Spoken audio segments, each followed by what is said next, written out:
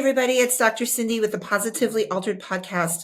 I am a chiropractic internist and nutritionist, and we discuss things health-related, sometimes with a really interesting spin. And today is no different because my next guest was actually in the real estate industry, and she became burned out and realized that during that burnout, she was going through perimenopause. But yet, nobody informed her that that's what it was. And she had to learn all by herself how to manage that and has done so very successfully. So sit tight. We're going to take a listen to a couple sponsors, and then we're going to come back with my guests and figure out how you go from real estate, totally burned out, through perimenopause and get through to the other side very well.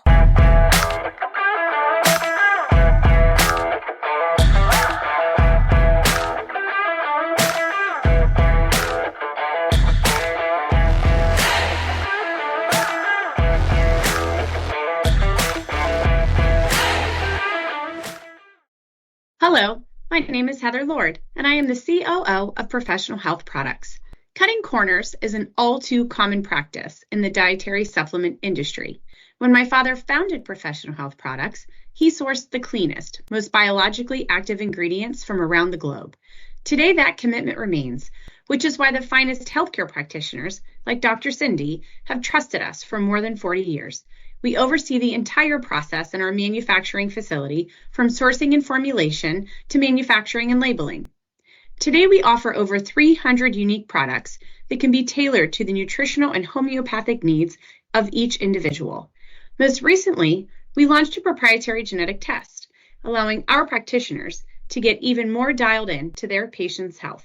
To learn more about Professional Health Products, please talk to your practitioner or visit our website at phpltd.com. Today, your life is going to be altered. I'm Dr. Cindy. Welcome to Infinity. We have worked hard to create an electronic claims website that is simple and user-friendly. This is the public side. You can log into your personal web portal here. This is your dashboard. You can personalize it to your liking here.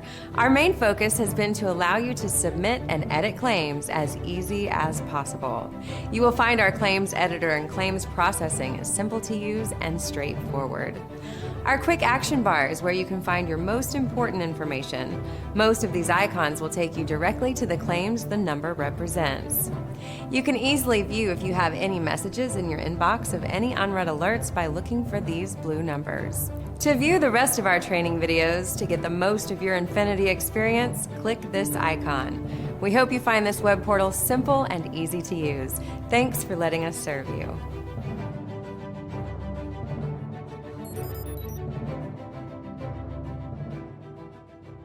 I'm Dr. Cindy. Who wouldn't want to join me for the Positively Altered podcast? Welcome back, and thanks for hanging tight after the commercial break because our sponsors are really important to us. You know, we talk about all things health and wellness here on the Positively Altered podcast, and some of you are going to wonder what real estate has to do with health and wellness. Well, we always need a place to live, but even more importantly are the stories behind it. And I want to welcome to the podcast today, Nikko Papadakos. Did I say that right? You said it perfectly. See? And I practiced it, you guys. For those of you listening, I even practiced it before and I questioned myself, but it's okay. We got it correct, Nikko. I'm really happy to have you here today. That was also my phone dropping. So I just got done telling everybody before we recorded I'm having a Monday, and clearly the Monday is going to continue, even though you're hearing this on a Friday. But welcome to the podcast, Nikko. I'm really thrilled to have you. Thank you. I'm so happy to be here and share. This is so fun. So we mentioned real estate, right? And you've had a very, very successful real estate practice, but I know you shared with me that one of your most successful years was also one of your worst years for other reasons. And I just want to, let's get into that story because everybody loves a train wreck. So right? let's hear about yours and figure out how we got you back on the train tracks. Okay. So I would have been mid-30s. I had teenagers at home. I was very busy. I loved my career. I was actually on our real estate board. I was involved with many committees in our community. I was doing all the things. And I was having that really successful year where everybody is paying attention and you're getting all the pats on the backs and you're like, oh my goodness, like what's happening here? Everybody's paying attention. And it was the worst year of my life. I had physical symptoms of stress. Every day I was angry. I was sad. I was very disappointed in myself in the way that I showed up for my family, because we can hold it together when we're out in public, right? We can put our best face on when we're out with people, out with clients, and we come home, and who gets what's left of us is our family. And I fell apart, and it made me feel guilty and shameful every single day. I apologize to my kids on a very regular basis, which, as a side note, I don't think that's a bad thing, because we're teaching them we're not perfect. But also, I was just so disappointed in who I was. So take from there, it was a few years later, because as most women, we're very good at doing. And when things get hard, we just think we need to try harder. We need to do more. Right? And we're doing it a lot of times for not the right reasons, which might be things like pats on the back. We need that validation from other people because we're not invested in our own wellness. So a couple of years later, it completely led to burnout for me. I was done. I walked into my broker's office and I said, I'm done. I'm tapped out. And I literally let go of every commitment I had, including my career. And it took me years to heal from that. But in hindsight, I was in perimenopause. I didn't know it because I'd never actually heard the word, and I didn't know how to support myself through it. Yeah, because a lot of women walk in and they think they're crazy, right? Like, and listening to your story, I can relate. Single mother, 3 kids, career, right? All that good stuff, and that burnout is really so scary. And then we start to think that we're actually nuts. Yeah, we do. And I remember being angry all the time and thinking, I have everything I've ever wanted. I have a very successful career that I love to this day. I love that career. I'm not a realtor anymore, right? I love that career. I loved my family. There was so many good things in my life, and I wonder why is broken with me that this isn't enough? I think it's a really important question, and I think a lot of us ask it, right? Yeah. And maybe we're looking in the wrong place. Well, I think we are so focused on, and we are very capable. Don't get me wrong. We are very capable. We are allowed to have a really big, amazing career that we love. We're allowed to be the best mom, the best spouse, the best, whatever it is that we want, we're allowed to be it, but we have to do it in a healthy way, which means it has to be self-care. But, for, again, many of us, I didn't know that. I didn't know I was responsible for my joy. I didn't know I was responsible for my wellness. I didn't know that I had to take care of me in order to build and find success in a healthy way, right? If you would have asked me 15 years ago what joy looked like for me, I would have told you it was taking care of my family. Mm-hmm. Mm-hmm. But then on the very flip side of that, we're very resentful that I'm doing everything to get right. I agree. I think there's that interesting dichotomy of that, right? Mm-hmm. And then how much of that is really the mantra that we believe we're supposed to have as women versus we really believe it, right? Versus the messaging. And yeah, I think it's an interesting place to get stuck. Was there sort of just this defining moment where you were like, I'm burnt out? Or was it a long period of time that you just kept going, I'm burnt out, but you didn't do any, you never marched into the office to quit the job? I struggled for a long time, and I mean, it could put me in tears in a minute because I know what that felt like for me, and it was really hard. And I struggled for a long time and a lot longer than I needed to because I'm ambitious, because I was worried about what it looked like. Again, like we said, we can all resonate with that feeling broken, like what's wrong with me, but we don't say it. I never said it out loud because what is somebody going to think?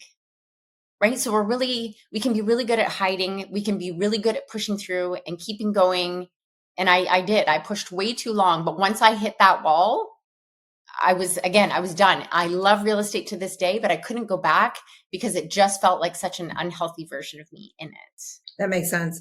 Yeah. I do a lot of work on the study of words. And one of my big mantras is changing the elevation that we give negative words, right? And that burnout word or the stress word and all of these things. And the one that really resonated when I hear you talk is this word broken, right? Because I will tell you right now, I am broken. I have been broken. I will be broken again. Mm-hmm. And I've learned to embrace that word to allow for change, right? Rather than to be like, oh, something is wrong with me and everybody should look at me negatively versus, okay, if something is broken, what do? We got to pull out the glue. We got to fix it, right? Or you get a nail and you put it back, you hang it on the wall. And it's a word that can facilitate, I think, change to get you to the next place that's better. Right. versus being stuck. Right. Yeah. And I love, I love talking to people now, right, that have been broken, stuck, whatever the word is, and come out on the other side to show that, again, it's a facilitator, right? It's not a place to live. No. And again, something has to change for something to change. Like I could have stayed there, but it just was enough. There was something else for me. It was my family. It was who I was for my family. That was enough for me to go, I can't do this anymore. I just can't do this anymore. Something has to change. So there's something really important, I think, and that is, you learn to apologize. And I do that too. I've been apologizing to my kids since the moment they came out. Right. And I think the sincerity in the apology is really important. Did your family forgive you? Yes. And I have to say, because I was also somebody, when I was pretending everything was okay, right? I would never talk about things like that. But once I was on a healing journey, once I was broken and healing, because again, like you said, we can use that word to our advantage. They watched me do that. They know why I did that. Right. And I feel like for me, taking them on that journey with me has allowed them to, like, they've seen me when I say to them, I don't care what you do. My kids are 22 and 24. You have to love what you do. Well, they've seen me make that change. Or when I say you have to be intentional with what you put in your body, you have to make time for fitness in your life because that supports your wellness and that's your responsibility. They know that because they see me do it. My son did 2 years of university. It didn't speak to him. I encouraged him to take a gap year. He's doing something completely different that I don't feel like he thought was enough, but I feel like him watching me in my journey gave him permission to change course and not feel like it was a failure, Yeah, it's so interesting, right? So you lead by example. Yeah. And hope those that love you can follow. And I think that's so valuable, right? Because there is this expectation of what we go through these different phases of our life, and there's this expectation of who we're supposed to be and what we're supposed to do and what that looks like. Right. And, I always like, who made up those rules? I mean, I don't, like where did it come from that those expectations exist if they're not self-imposed? And then how dangerous is that self-imposition of those expectations, right? To your point. I mean, I grew up, it's interesting. We go through this now. I have 3 kids as well, 23, almost 21 and 18. And it's that, when I grew up where I came from, you went to college. There was no debate. There was no conversation. You didn't go into a trade. You didn't go into your family business. Like you went to college and you graduated, right? And to your point, I have one now who's, we joke he's on his 8th or 9th major and now he's in the firefighting academy and he's not going to earn a 4-year degree. And it's so like, just because I did, right, doesn't mean it's the right path. And what a cool gift to give your kids to be able to find their path to when they feel broken to facilitate change. Right. So I think, the forgiveness is important, but I think there's so much more than that. Like you said, it's a teaching tool because actions speak so much louder than words. Like if we say to our kids, you can be anything you want as long as you're happy, but they watch us be miserable in our life and never make change. I don't know. They emulate, right? Yeah, they do. I think we either emulate what our parents do or we become the antithesis. And the antithesis is hard if you don't have those teaching moments, right? Yes. So for those of us walking through miserable, sometimes we produce miserable kids. Yeah, exactly. And I wanted more. It's so great. Okay, let's go into this perimenopause thing because I think I'm laughing because, I teach a lot about sexual health and women's hormones, even from the stage. Good. And it's interesting when we just define what that word means. How many women are never taught, never educated? To your point, you never even heard of it. Like never heard the word. Again, we might just all get lumped into this crazy category of, things that we go through. How did you discover that was part of your challenge? And what have you done with that information then moving forward? So again, I said in that really challenging season of life for me where I was, finding all the success and feeling miserable. I went to many medical appointments because I was having physical symptoms of stress, which obviously at the time I didn't know that's what it was. Nothing was wrong with me. Nobody thought to test my hormones or like even put that on my radar that this could be a biological transition, not that you're crazy or right. Like there was just nothing given to me. So I went on a journey to heal myself. So I made change. I did a lot of research. I got really curious. And I think I was probably almost menopausal before I actually learned that, the 10 previous years were perimenopause when I was struggling. Wow. And 10 years is a long time to go through that. Yeah. And it can be anywhere from 10 to 12 years for women, Yes. and start in our mid 30s. When I have people reaching out to me, I'm 48 right now. Okay. I have people reaching out to me and they're like, I'm 48 years old. I'm struggling with, some issues that I think is perimenopause. I went to my doctor. My doctor said, it's too early for you. I don't know what, you're fine. I'm like, no, no, that's exactly where you are. But like the information we think it's out there, maybe more, I don't know, but it's not. And like you said, a lot of women don't understand. Right. And I'm going to tell you, any doctors listening, stop telling women they're fine when they come in to see you. If they were fine, they wouldn't have made the appointment. Right. But the scary thing is too, again, if I had have said out loud, I don't feel like me, I feel broken, I'm sad all the time. The only thing that I know to be true is I would have been put on an antidepressant. Mm-hmm. And I'm not saying there isn't a place for those, because there absolutely is, but that wouldn't have hit the root cause, which was my hormone health. Correct. So walk me back. Were you the teenager that had horrible periods, or were you the teenager that, everything was perfect? Yeah, no, I had to stay, I would end up kind of staying home once or twice a month, but I never, even as I never knew anything about my period. I had 2 children. I knew nothing about my health, my female cycle, nothing. Yeah. There's actual studies out there that show that a majority of women can't even identify their body parts correctly. And again, I'm so not even shocked by that. But that's the beauty of, again, learning and growing as we do, hopefully as women. Even if we didn't know before, we can still learn now. And I'm educating my daughter. Love it. Right.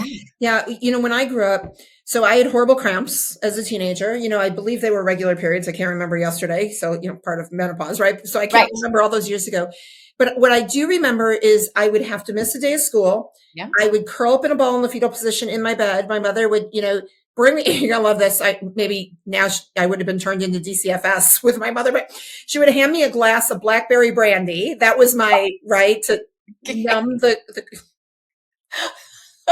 there's probably, my mother's no longer with me, so we can't address those issues currently, but I'm sure there was probably something deeper rooted going on there I was unaware of as a teenager, because she was attempting to make me an alcoholic, which didn't work, by the way, but that's good. but it was brandy instead of popping Tylenol or Aleve. And we were told it was normal, right? And one of the things I know when I educate patients all the time is the only thing normal about your period is it comes every 28 days. You wake up, you go to the bathroom, you're bleeding.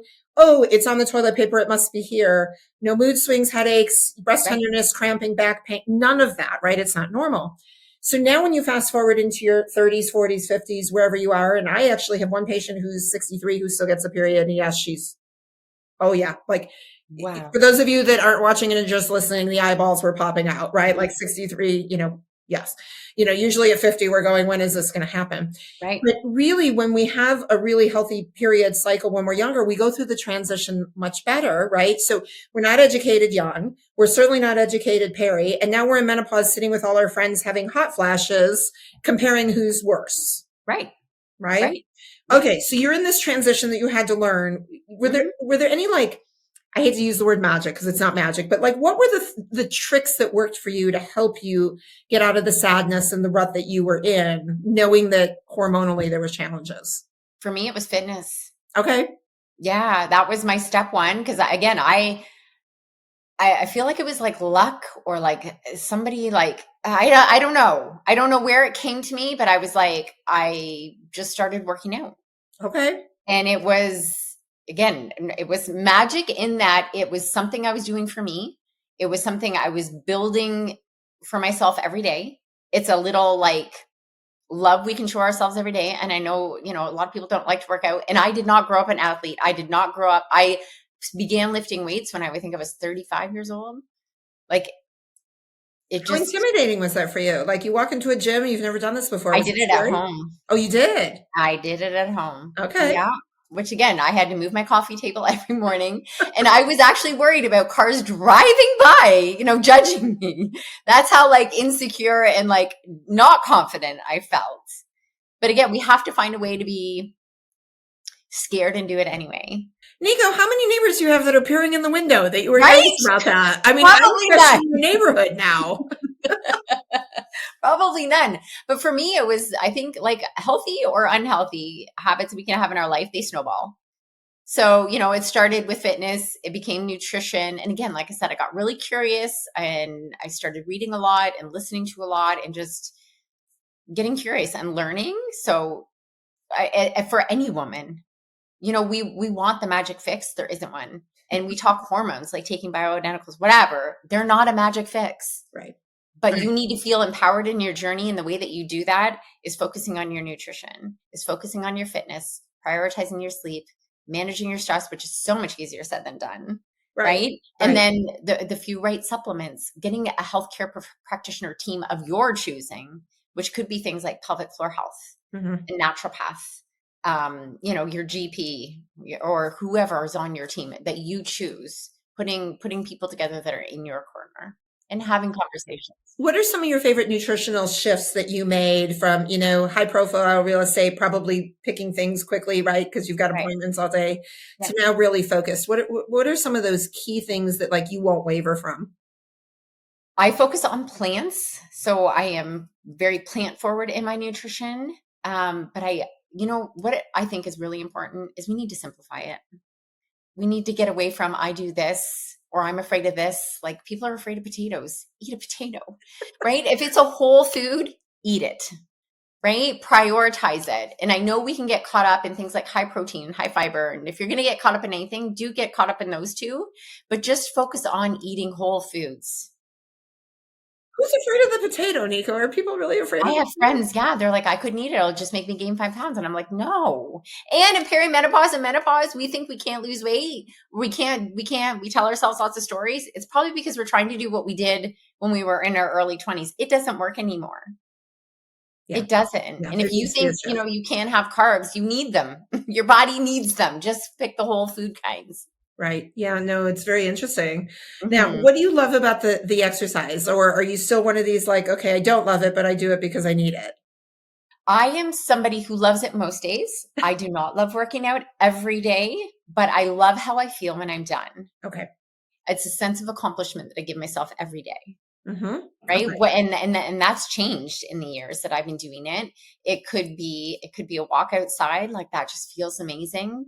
Again, if you want to change your mood, move your body. Okay. And if you can get outside in nature, like it does wonders for like our whole system, literally down to a physical level, like a cellular level. Get out and move your body. But yeah, it's something I crave in the morning. I broke my foot 7 weeks ago. So I'm in the healing of that and not being able to work out. The first thing that entered my mind was I'm going to lose all my muscle, which is kind of a sad little thought, but I love that sense of accomplishment. Yeah. Well, there's still upper body workouts you can do. I still did things. I was in my gym, in my air cast. It happened. See, everybody likes the excuse, but we've got to overcome that, right? Yeah. Where do you see the parallels in your life, like from real estate? How did even though you're not doing it anymore, what helped you in that high-paced environment that you've now been able to carry over to use, for good? Oh, that's a good one. Thanks. I worked on that all day before we met. Did you? Well, I'm glad that I recognized. No, it was just... I think because in real estate, you can really sweat the small stuff, right? And I know for me, I think it also highlighted for me, I'm an emotional sponge. And some people are just like that way. Like I really feel like what's around me. And I know that might sound like a little woohoo, but if people are really stressed around me, I grab onto that and I feel it literally in my bones as well. So it helped me, like what I brought to that, I could help people navigate that. But I learned to do that for myself because I wasn't so good at that piece, right? Like I could help them navigate and not stress about things, but I did it. I stressed for them. So right? That's easy, right? It's, I love that. Well, just quit being stressed out. Okay. Like if I knew who would that ever work for?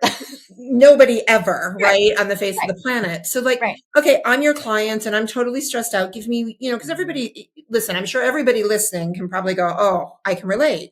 Right. What's one like tool to try to see if it works for us that worked for you to pull yourself out of that kind of grabbing on to all the stress?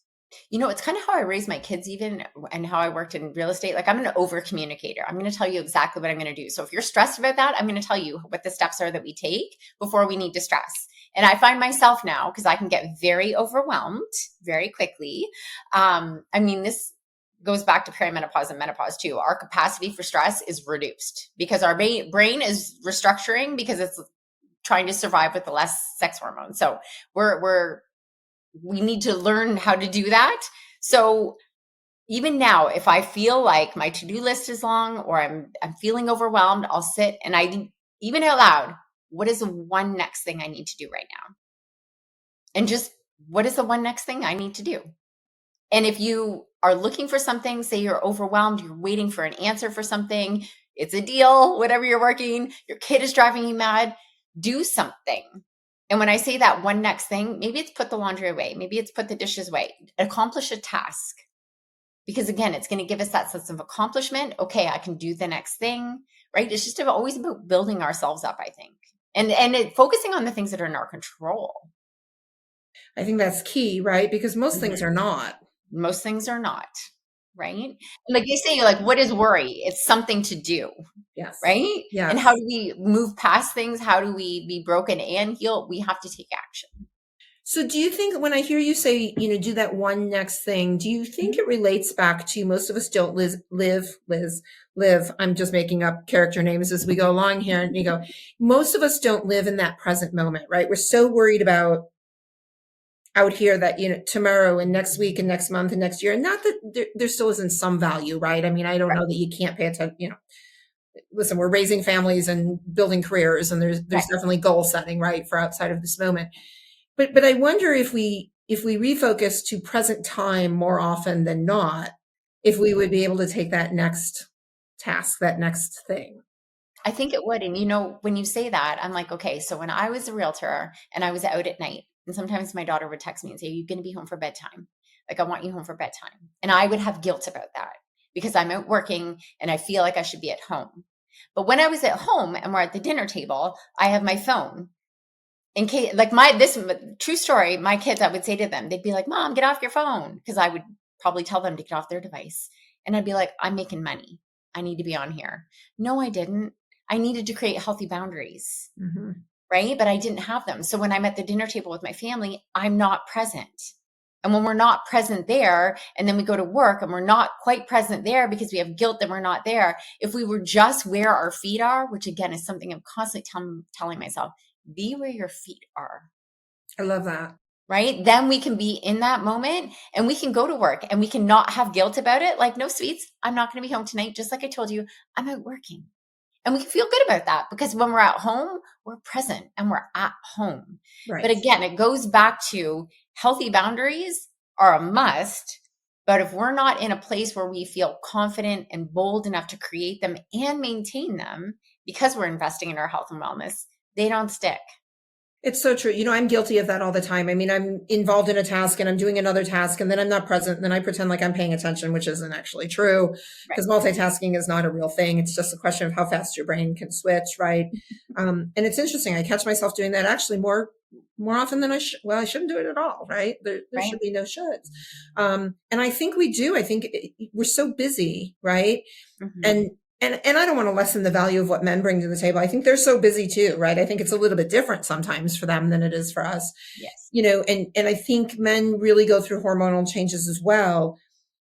But I think there's something really important that I'd love for you to comment on, and that is the lack of communication, right? Like, you didn't feel you got the education. I know I didn't from my parents either. Again, it was just a glass of booze and go to bed.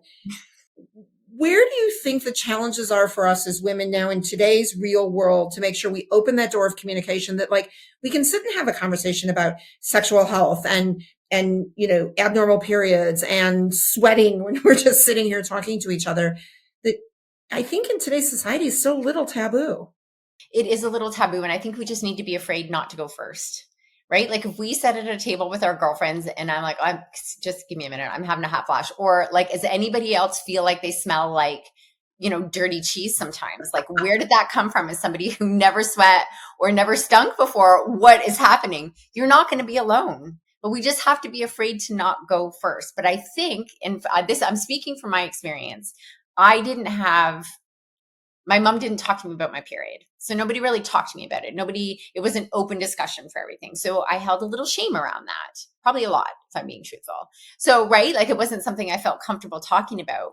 Well, now I just feel like it might be shameful, but if it's not, it's a natural body, like this is a natural something we all go through. So if we're just not afraid to go first and talk about it, somebody else is gonna be like, oh my goodness, what is going on, right? It starts the conversation.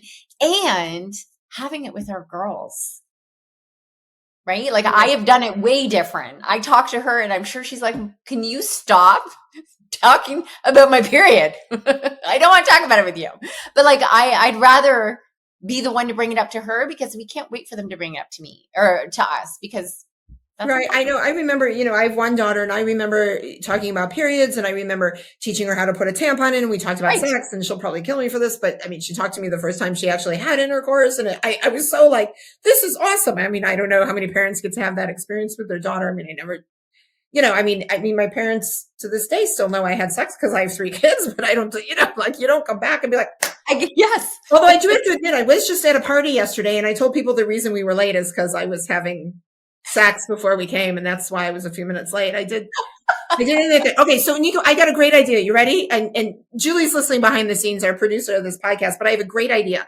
When we go to air, I think that we should start a contest on social media where the next meeting we attend, where there's a group of people, one of us, and I would absolutely, and Julie behind the scenes will absolutely vouch that I would do this. I think one of us should break out in the middle of the meeting and go, does anybody smell like bad cheese? I woke up smelling like bad, and just see what kind of response we could get. And I think we should have a contest where we put it on social media where people do it and we see what kind of doors that opens up and what happens. It's going to open the conversations and it will never be bad. I'm totally not I am going to steal that statement, that question. Because I've never thought of myself as smelling like nasty, dirty cheese, but I'm going to just throw it out there whether I have or I haven't. It's a symptom. I'm going to tell you, it's a symptom. There's like 70 symptoms, and that happens to be one of them. And one of my favorite tables, and it will forever be etched in my mind, sitting at a table, a group of women, and somebody brought that up. And I was like, thank you. I love that. It's a good thing I'm dairy-free, Nikko, because I'm never going to look at cheese the same, ever. So am I. So we're safe. Ever. Yeah, totally safe. So if you smell like it, we're not bringing it to the meal. So it's good. Right. It's good. Oh my gosh. I just love this.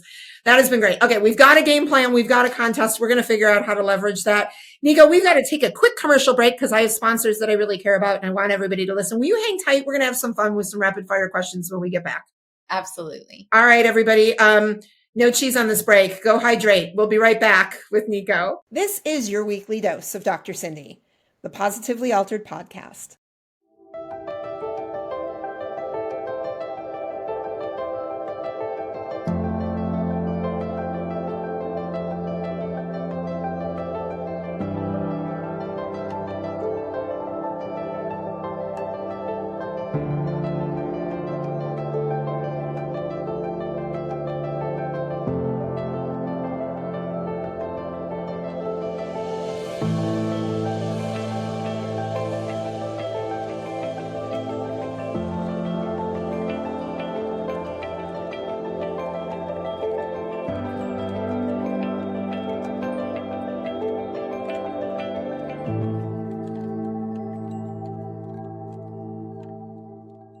Stop.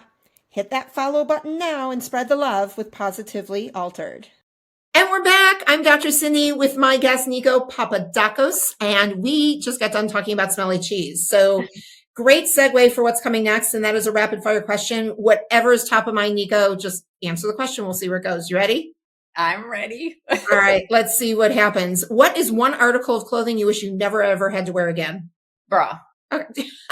See, I think I had that loaded. I was going to say, I've got to rework that question because I think every female I have on the podcast is going to give that answer. And men are going to give me, well, if men say bra, then we've got I have a follow-up question if they say bra. So we'll see if that comes up. It's a new one for me. All right. If you had to pick one place to live that was 100 miles away from where you currently live, where would you go? Well, I would have to know where 100 miles is, but I would go south. I would just go south. And hopefully it would take me to palm trees. Okay. Well, we can send you a little palm tree and a plant if that's all you need to, brighten the day. All right. If you could be any superhero or cartoon character, who would you be? Okay, you said first comes to mind. I'm like a Care Bear. It's not even a superhero. It's a cartoon character. I think they're cartoon characters, sort of. Yeah, they are cartoon, but like I want to help women feel strong. Are you the pink one or the blue one or the yellow one? What color Care Bear are you? I do get a lot of hugs, but I love pink. So all right, so the pink Care Bear. Yeah, I like that. That works. What would you consider to be the best invention ever?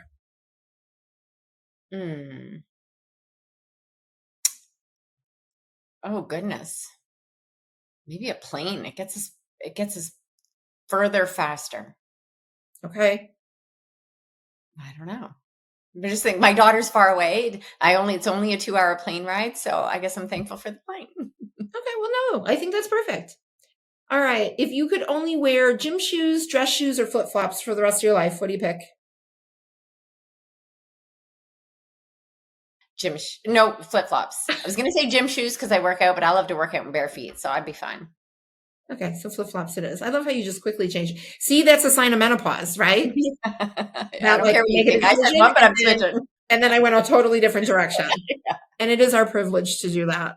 Absolutely. Right. Oh my gosh, this is great. And lastly, Nikko, what was your favorite thing about doing the podcast today?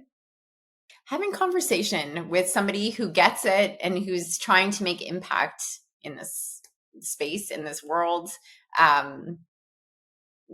love that. That's definitely my goal. And I love it too, which is why everybody listening needs to share this podcast with all of your friends and even the people you don't like that, are driving you nuts because you're perimenopausal.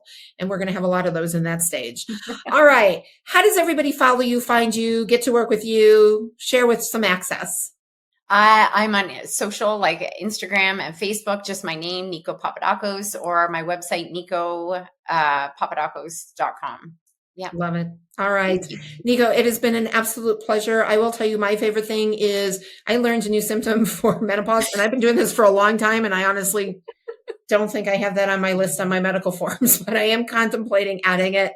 And I just love that we were able to share a laugh about it, because if things are hard, laughter can get us through pretty much anything. So thank you so much for being a guest today. If you want to learn more about what I am up to, please check me out at drsindyspeaks.com or shoot us an email at hello@drsindyspeaks.